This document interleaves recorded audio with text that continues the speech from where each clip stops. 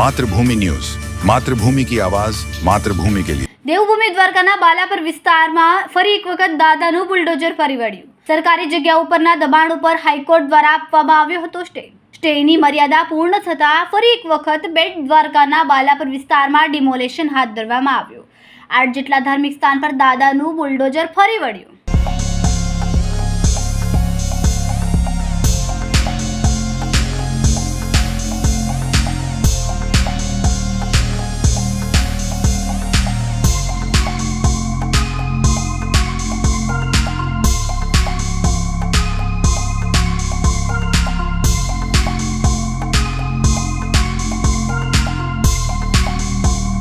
ये बालापर का एरिया है जहाँ पर तकरीबन 20 दिन पहले हमने एक डिमोलिशन की कार्रवाई की थी।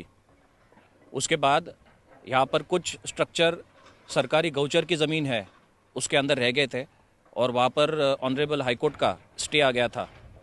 आज 4 फरवरी को ये हाईकोर्ट का जो स्टे ऑर्डर था ये विड्रॉ हुआ हाईकोर्ट की तरफ से और हमने उसके बाद यहाँ पर कार्रवाई करके जितने भी सरकारी ज़मीन के ऊपर इलीगल स्ट्रक्चर्स थे उनको हम डिस्ट्रॉय करने की कोशिश कर रहे हैं। आज तकरीबन आधे स्ट्रक्चर जो है डिमोलिश हो जाएंगे और कल सुबह हम वापस से कार्रवाई करेंगे और कल दोपहर तक हमारे कैलकुलेशन के मुताबिक ये सारे इलीगल स्ट्रक्चर जो है इसको हम डिमोलिश करेंगे। सर कितना स्क्वायर फीट और कितनी कीमत होगी? ये तकरीबन 6,500 स्क्वायर फीट की ज़मीन जो है सरकारी ज़मीन और इसकी मार्केट वैल्यू तकरीबन 1.75 करोड़ है। तो सर ये आज जो स्टे था वो कितनी जगह पे था? आज का जो स्टे था वो 2 जगह पे था। उसमें से एक जगह जो हम वहाँ पर यहाँ खड़े यहाँ का है और दूसरी एक जगह है जहाँ पर हमने ऑलरेडी डिमोलिशन करके जो इलीगल स्ट्रक्चर था उसको हमने डिस्ट्रॉय कर दिया है। आज रोज બેટ દ્વારકામાં બાલાપર ગામમાં એક કબ્રિસ્તાનમાં જેટલા પણ ગેરકાયદેસર દબાણો છે એને દૂર કરવાની કામગીરી આજ હાથ ધરવામાં આવેલ છે। એમાં પોલીસની ટોટલ પોલીસ એસઆરપી અને જીઆરડી એસઆરડી મળીને ટોટલ જે છે 800 જેવો બંદોબસ્ત સાથે આજે ડિમોલિશનની કામગીરી હાથ ધરવામાં આવેલ છે।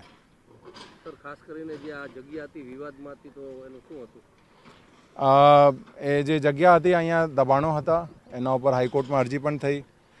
આજે હાઈકોર્ટે સ્ટે કાઢી આપ્યો છે અને એના આધારે આજ જે છે ડિમોલિશનની કામગીરી હાથ ધરવામાં આવેલ છે। કેટલી અંદાજિત સાહેબ જગ્યા હશે એ માહિતી તો અત્યારે નથી। માતૃભૂમિ ન્યૂઝ સાથે જયદીપ લાખાણી, દ્વારકા। ખૂબ જ ટૂંકા સમયમાં માતૃભૂમિ ન્યૂઝ OTT પ્લેટફોર્મ અને મેગા સિટીમાં કેબલ નેટવર્ક સાથે જોડાઈ જશે, તો જોતા રહો માતૃભૂમિ ન્યૂઝ।